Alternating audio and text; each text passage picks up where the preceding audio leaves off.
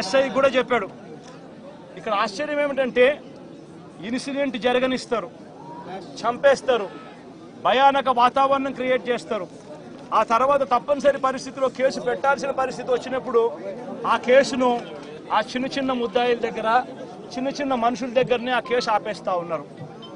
ఆ కేసును అక్కడ ఆపితే ఇటువంటి ఘటనలు ఆగిపోతాయా? చేపించిన వాళ్ళు ఎవరు, చేయించిన వాళ్ళు ఎవరు? ఆ ఎమ్మెల్యేల పేర్లు ఎందుకు రావడం లేదు కేసుల్లోకి? ఎందుకు వాళ్ళను కూడా ముద్దాయిలుగా ఎందుకు చేర్చడం లేదు? ఎప్పుడైతే వాళ్ళను కూడా చేర్చడం మొదలు పెడతామో, ఎప్పుడైతే చేసిన తప్పుకు, ఎందుకు ఇదే ఘటన సుబ్బరాయుడిని చంపినారు. నేను అడుగుతా ఉన్నా, సుబ్బరాయుడిని చంపిన వాళ్ళు అదే శ్రీనివాస్ అనే వ్యక్తి, వీళ్ళు వాళ్ళ కాల్ రికార్డ్స్ చూస్తే వాళ్ళు బుడ్డా రాజశేఖర రెడ్డికి ఫోన్ చేసిండరా? వాళ్ళ ఆ తర్వాత చేసిన వాళ్ళకు ఫోన్ చేసిండరా? ఆ కాల్ రికార్డ్స్ చూస్తే సరిపోదా? తెలీదా? వాళ్ళు మర్డర్ జరగకముందు, మర్డర్ జరిగిన తర్వాత ఎవరికి ఫోన్ చేశారని చెప్పి వాళ్ళని చూసుకొని అది తీసుకొని వచ్చి వాళ్ళని బొక్కలు పెట్టలేరా? ఎందుకు పెట్టలేకపోతా ఉన్నారు? ఎందుకు ఆ కేసును వాళ్ళ దాకా పోనీకోకుండా ఆపుతున్నారు? ఇదే విషయం వినుకొండలో కూడా జరిగింది.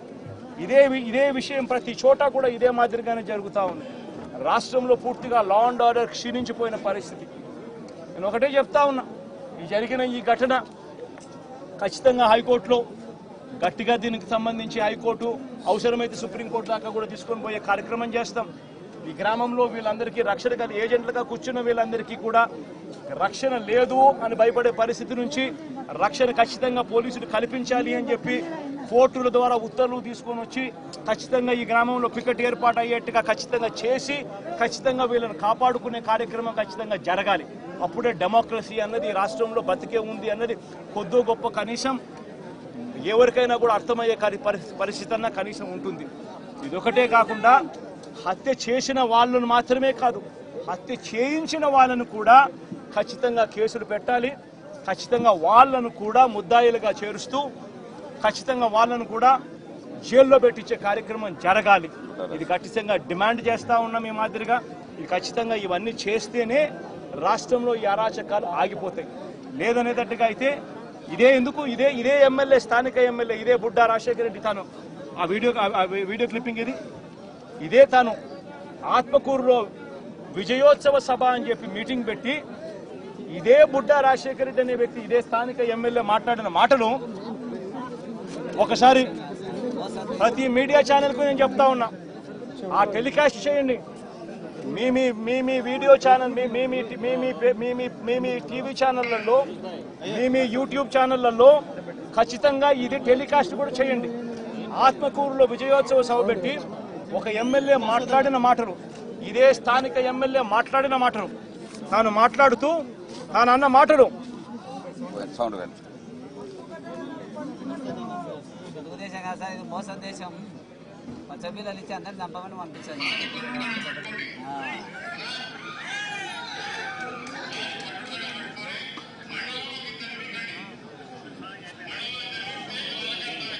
వడ్డీటాటల ఫ్యాక్టరీ పెడతాడంట, దాన్ని ఎవరన్నా కొట్టండి చంపండి నేను ఉండా పబ్లిక్ మీటింగ్లో పైకి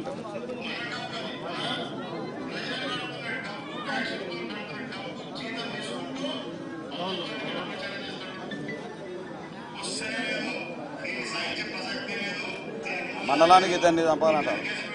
మండలానికి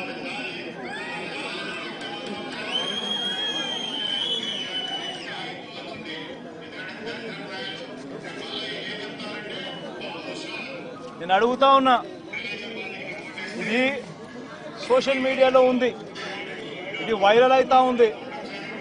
ఎందుకు? ఆ మనిషి మాట్లాడిన మాటలేంటి? మండలానికి మీరు ఇద్దరిని చంపండి, నేను ఉంటాను, నేను పోలీసుని నేను చూసుకుంటానంటున్నాడు. మీరు దాడులు చేయండి, మీరు దాడులు చేయండి, మీరు చంపండి, పోలీసులు నేను చూసుకుంటాను, కేసులు నేను చూసుకుంటాను అని చెప్తా ఉన్నాడు. విజయోత్సవ సభ పెట్టి మండలానికి ఇద్దరినన్నా కానీ కనీసము చంపండి అని చెప్తా ఉన్నాడు. నేను అడుగుతా ఉన్నా, ఇంత దారుణంగా స్థానిక ఎమ్మెల్యేలు మీటింగులు పెట్టి స్థానిక ఎమ్మెల్యేలు మీటింగులు పెట్టి చంపమని చెప్పి చెప్తా ఉంటే పోలీసులు ఎందుకు కేసు పెట్టడం లేదని అడుగుతా ఉన్నా.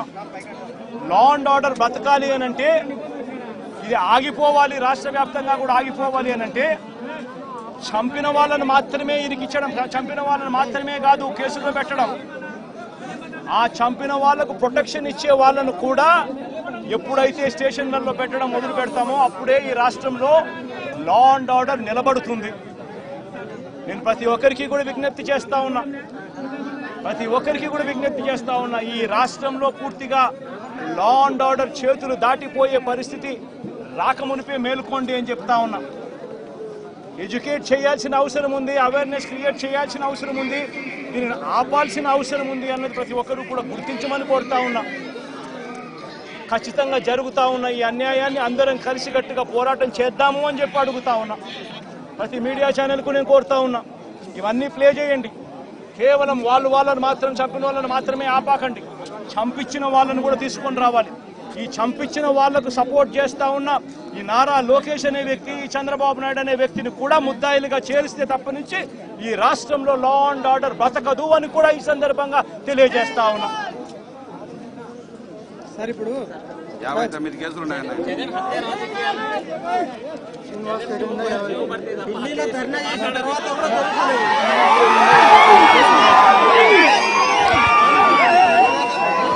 రెడ్ బుక్లు వాళ్ళు తెరిచేసి వాళ్ళు ఊర్లలో ఆధిపత్యం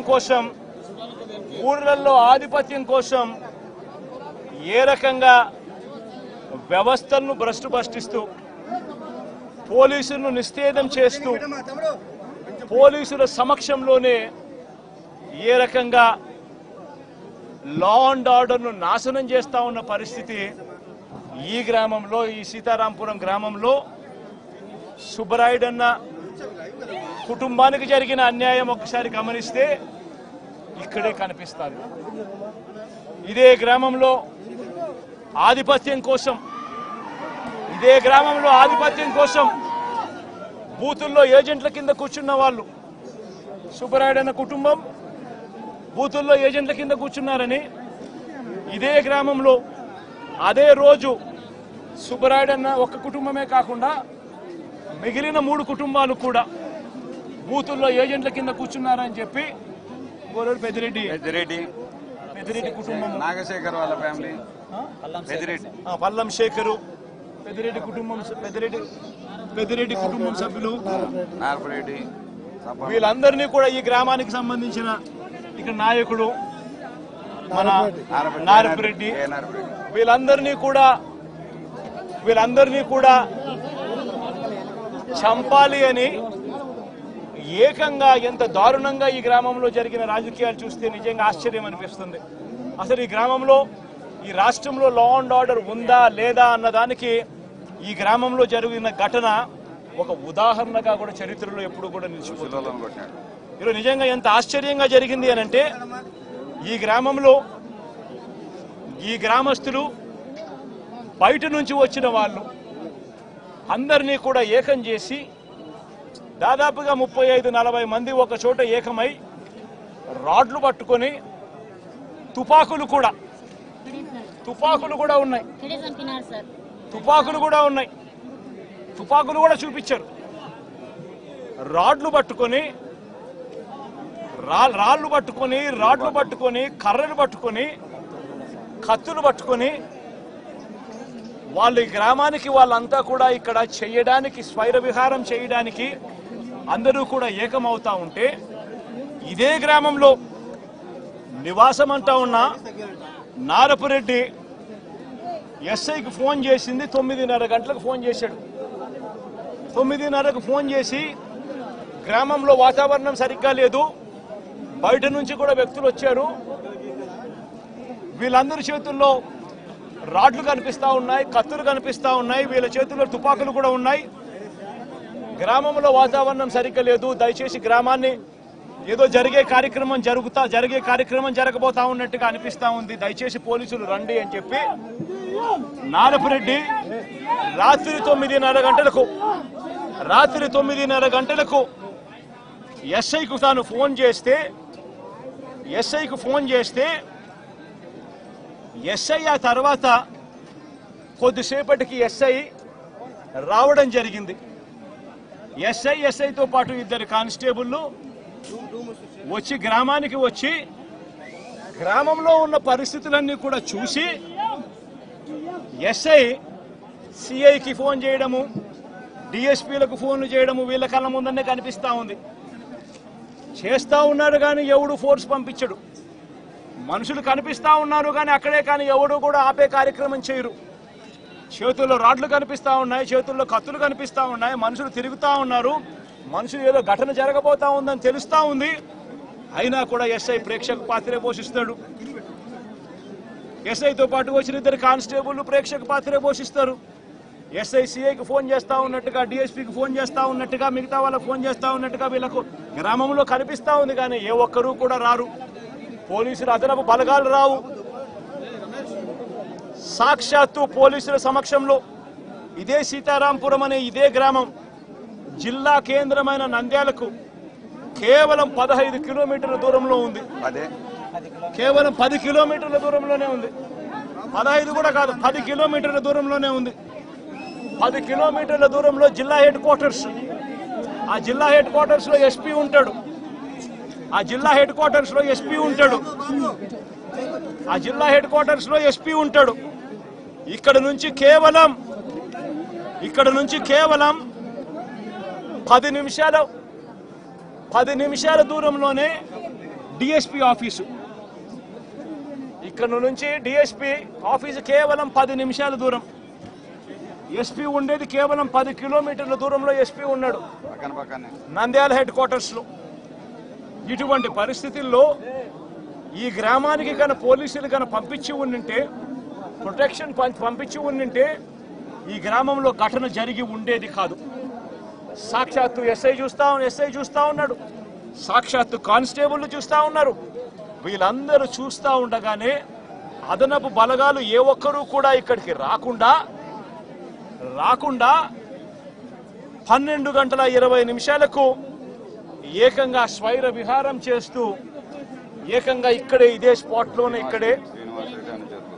ఇదే స్పాట్లోనే ఈ గ్రామానికి సంబంధించిన అన్యాయమైన నాయకుడు, ఇక్కడ సంబంధించిన ఎమ్మెల్యేకి సంబంధించిన ప్రోద్బలం, ఇక్కడికి సంబంధించిన చంద్రబాబు నాయుడు గారు లోకేష్ గారు వాళ్ళిద్దరి అండదండలు, వీళ్ళందరి అండదండలతో పోలీసులు ఎవరూ కూడా పంపించకుండా, పోలీసులు ఎవరూ కూడా ఇక్కడికి రాకుండా సాక్షాత్తు ఎస్ఐ సమక్షంలో, సాక్షాత్తు ఇద్దరు కానిస్టేబుల్ సమక్షంలో స్వైర విహారం చేస్తూ ఏకంగా నరకడం జరిగారు. సుబ్బరాయుడిని హతమార్చారు, మిగతా ఇద్దరిని కొట్టారు, మిగతా 2 కుటుంబాలలో కొట్టారు. చివరికి సుబ్బరాయుడు భార్య పెద్దమ్మను నరికారు.